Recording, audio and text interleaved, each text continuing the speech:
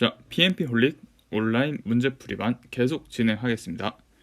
현재 진행하고 있는 문제는 2020년 11월 최신 기출문제입니다. 14번 문제, 회계사가 다른 프로젝트로 바빠서 업무 수행이 지연되었습니다. 프로젝트 관리자가 확인했어야 하는 문서는 무엇일까요? 자, 우리 프로젝트 달력은 뭐죠? 만약에 우리가 사우디에서 중동 지방에서 프로젝트를 수행을 합니다. 휴일 중에서 기억해야 할 게 뭐죠? 라마단이 있습니다. 자, 프로젝트에서 라마단은 우리가 non working day로 빼야 됩니다.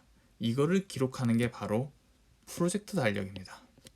반면에 프로젝트에서 프로젝트 매니저가 올해 안식년으로 15일 동안 휴가를 간다고 합니다. 이럴 때 달력에 기록해 놓죠. 이것이 뭘까요? 바로 자원 달력입니다. 차이점 인지하셨죠? 그렇기 때문에 회계사가 바쁘다 해당되는 내용은 자원 달력으로 볼 수 있습니다. 15번 문제입니다. SPI는 1.3, CPI는 0.9라고 합니다. 프로젝트가 어떤 상태일까요?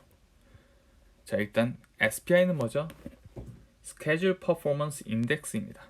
CPI는 Cost Performance Index입니다. 자,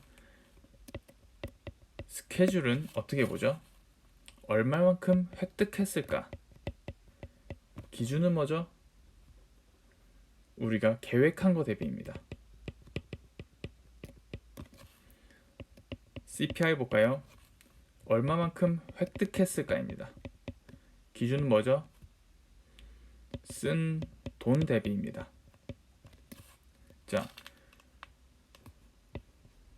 분자에 획득이 있습니다. 즉 1보다 커지면 뭐죠? 획득한 게 많다라는 거죠. 즉 좋다라는 것입니다. SPI는 1.3이라고 합니다. 스케줄이 좋은 건 뭐죠? 단축시키고 있다는 얘기죠. CPI는 0.9라고 합니다. 좋지 않다는 거죠. 코스트가 좋지 않다는 건 뭐죠? 오버런 되고 있다는 겁니다. 정답 4번이죠. 일정은 단축되고 있고 비용은 부족해지고 있다고 합니다. 해당 내용 꼭 숙지하시기 바랍니다. 16번 문제입니다. 새로 진급한 프로젝트 관리자가 매주 회의를 진행한다고 합니다. 보다 효율적인 회의 진행을 위해 프로젝트 관리자가 해야 할 일은 무엇일까요? 자, 이번 문제는 보시면은 의사소통 관련된 문제이긴 합니다만 전체 프로세스를 알고 툴 앤 테크닉을 알아야 하는 문제는 아닙니다. 이런 문제는 그냥 기본 상식선에서 접근하면 되는 문제고요. 이런 문제도 나오는구나 알고 계시면 됩니다. 자, 우리가 보다 효율적인 회의 진행을 위해서 어떻게 해야 될까요? 보면은 기본적으로 업무를 진행하고 회의를 할 때 사전에 안건을 미리 알려준다라고 하면은 사람들이 그에 대해서 준비해서 올 수 있겠죠? 그러면 더욱더 시간도 효율적으로 쓸 수 있습니다. 반면에 이번과 같이 그라운드 룰을 다시 지정한다. 한 번 지정한 그라운드 룰을 다시 지정할 경우에는 조직의 반발을 일으킬 수도 있습니다. 자꾸 바꾸는 거 좋지 않죠.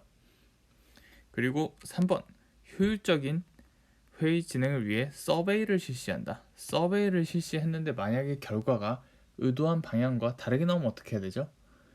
자, 다른 결론이 도출됐을 때 걸림돌이 될 수도 있습니다. 해서 답은 4번, 미리 안건을 이해관계자에게 송부하는 게 중요한 사항입니다. 17번 문제입니다. 패스트 트래킹을 사용해야 하며 정확한 업무 범위가 확정되기 전에 계약을 해야 한다고 합니다. 어떤 계약을 해야 될까요? 첫 번째 힌트, 패스트 트래킹을 쓴다라고 합니다.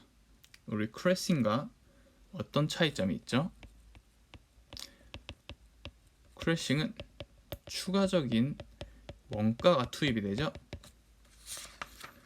추가적인 원가를 투입해서 최대한의 기간을 단축하는 방법을 결정하는 기법입니다. 반면에 패스트 트래킹은 두 가지 이상의 단계나 활동을 병행으로 동시에 수행하는 기법이죠. 그렇기 때문에 우리 리스크가 예상이 될 수 있습니다. 그 리스크 중에서 특히 재작업 같은 일들이 벌어질 수도 있는 거죠. 자, 이럴 경우 계약을 할 때 그냥 픽스드 프라이스보다는 픽스드 피보다는 인센티브를 부여를 해줘야 뭔가 계약하는 명분이 쓰죠. 자, 여기다 플러스 정확한 업무 범위가 확정되기 전에 계약을 해야 한다고 합니다.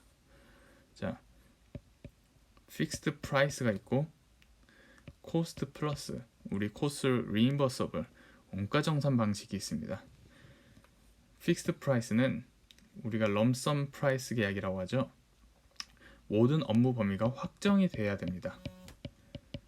반면에 코스트 플러스 코스트 리임버서블 같은 경우는 원가를 그때그때 정산을 해주죠. 그렇기 때문에 정확한 업무 범위가 확정되지 않아도 할 수 있습니다. 해서 정답은 3번 CPIF로 고를 수 있습니다. 18번 문제입니다. 품질에 여러 가지 문제가 있습니다. PM으로서 원인과 결과를 확인하기 위한 적합한 방법은 무엇일까요? 원인과 결과가 나왔습니다. 자, 해당 문제 품질 관리 툴 앤 테크닉에서 데이터 표현에서 나오죠. 데이터 표현의 첫 번째가 뭘까요? 바로 친화도입니다. 그러면 두 번째, 데이터 표현의 두 번째가 뭘까요? 바로 인과관계도죠. 말 그대로 원인과 결과를 확인하기 위한 방법입니다. 그런데 여기서 인과관계도가 답으로 없습니다. 우리 인과관계도를 또 다른 말로 뭐라고 하죠? 바로 이시가와 다이어그램이라고 합니다. 이는 일본의 품질 전문가인 이시가와 박사에 의해 개발됐다고 해서 이시가와 다이어그램이라고도 하죠. 그런데 또 다른 말이 있습니다. 물고기 뼈의 모양을 닮았다고 해서 피쉬본 다이어그램이라고도 합니다. 그래서 세 가지 인과관계도, 이시가와 다이어그램, 피쉬본 다이어그램 전부 다 답이 될 수 있습니다. 여기서는 2번 이시가와 다이어그램이 정답입니다. 19번 문제입니다. PM이 고객의 요구사항을 확인하기 전에 참고해야 할 인도물은 어느 프로세스로부터 입력이 될까요? 자, 문제에서 말하는 시점을 자세히 파악해야 합니다. 최종적으로 고객에게 전달될 인도물을 의미하는 것인지, 고객에게 전달되기 이전에 고객의 요구사항 충족 여부를 확인하기 위한 단계를 의미하는 것인지 파악해야 되죠. 해당 문제는 PM이 고객의 요구사항을 확인하기 전에 라고 말을 하고 있습니다. 한마디로 품질 통제에서 사용될 인도물을 어디로부터 입력이 되는가를 묻고 있는 문제죠. 자, 해당 프로세스 보시겠습니다. 4.2 프로젝트 관리 계획서에서 프로젝트 작업 실행 기준과 그리고 승인된 변경 요청, 이게 4.3으로 가죠. 그래서 4.3에서 인도물이 최종적으로 품질 통제로 투입이 되고 있습니다. 그래서 해당 문제의 답은 1번 프로젝트 작업 지시 및 관리입니다. PMP에 관한 모든 정보는 네이버 카페에서 PMP 홀릭을 검색해 주십시오. 특히 저희는 오프라인 상에서 PMP 프라이드라는 교재로 오프라인 강의도 진행을 하고 있고, 또 최신 기출 문제를 반영하여 웹베이스의 클래스룸도 운영을 하고 있습니다. 문의사항은 언제든 pmp홀릭@naver.com으로 문의 부탁드립니다. 감사합니다.